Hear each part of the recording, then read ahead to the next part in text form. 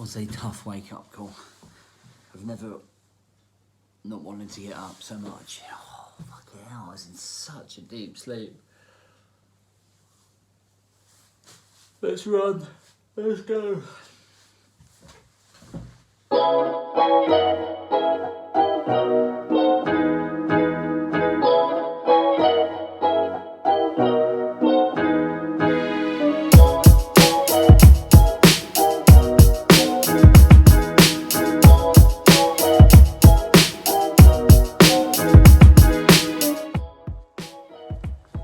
Today is almost like a plod, a real steady run, real slow, real plod. Just as a recovery run from the marathon. 6, maybe 7 miles. So just want to stop real quick and tell you about this place. It used to be called the Marina, and when my dad died, my mum opened it up, and it was a really successful cafe. And a lot of old people come here for their roasts. Mum was an unbelievable cook. And this window here, when I was on the other side, must have been about 7 or 8, fell and went right over the top of my head. I'm still not too sure how I survived to this day. But really good memories I have of my mum in that place. The only bad memory was her meeting my stepdad, because he was a fuckhead.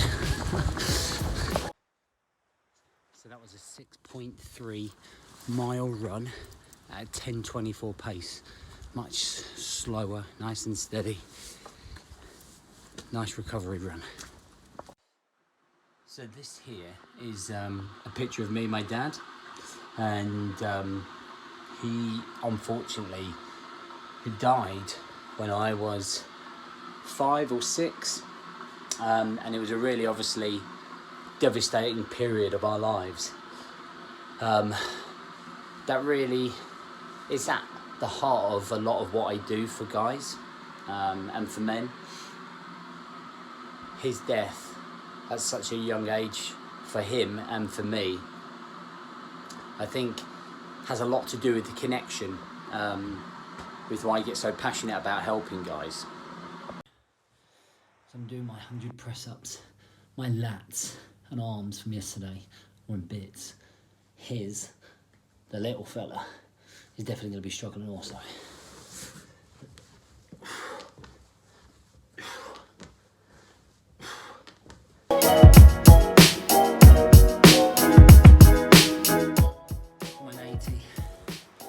I had to go to my knees after 40. I haven't done press-ups for fucking ages. Just because I've been so focused on running.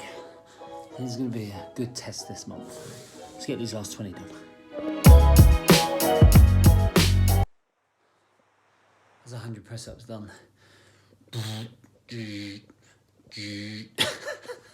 Dick.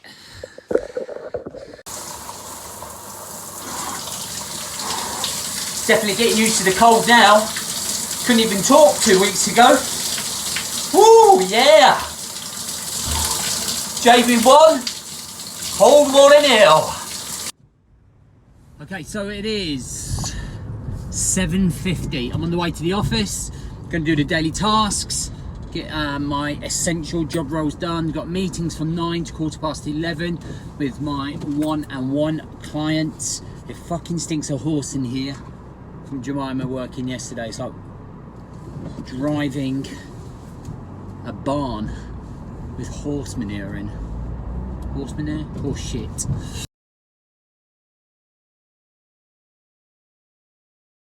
So just finished 3 meetings, one-on-one meetings with guys that I work with on a one-on-one basis.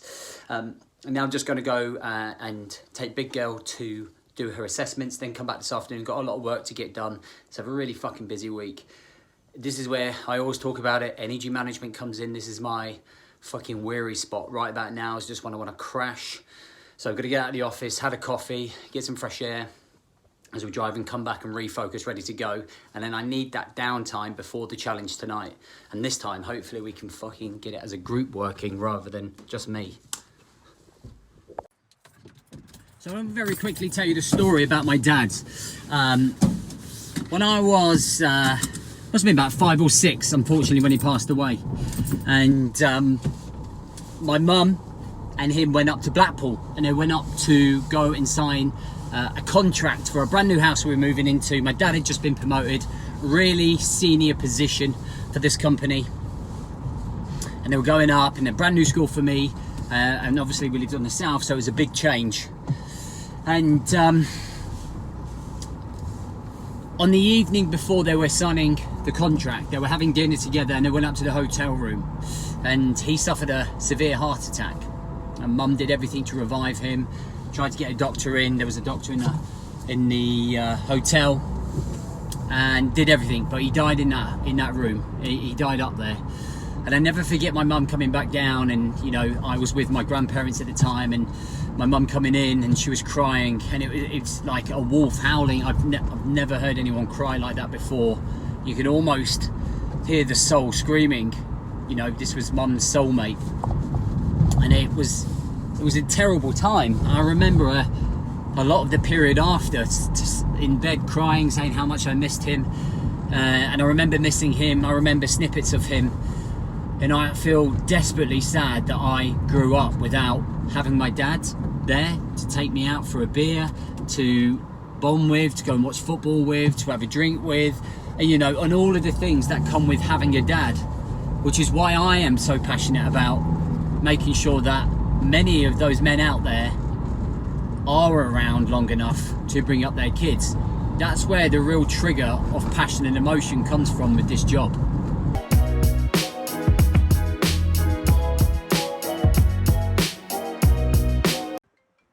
Bad view of the office.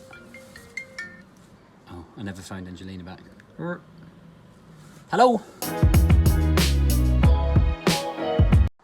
So utterly gutted, devastated to hear about the legend Sir Tom Moore passing, 100 years old.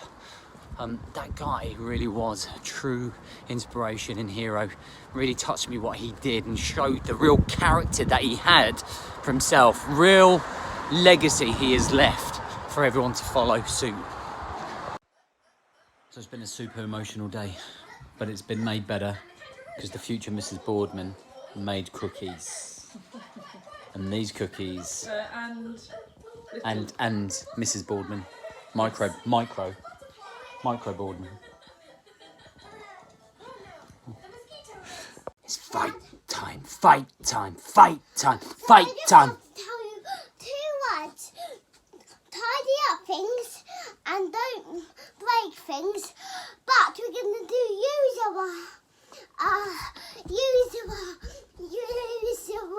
Fight. Fighting, and we're gonna pretend, but when we're in the mirror, we're getting in the spirit, and we.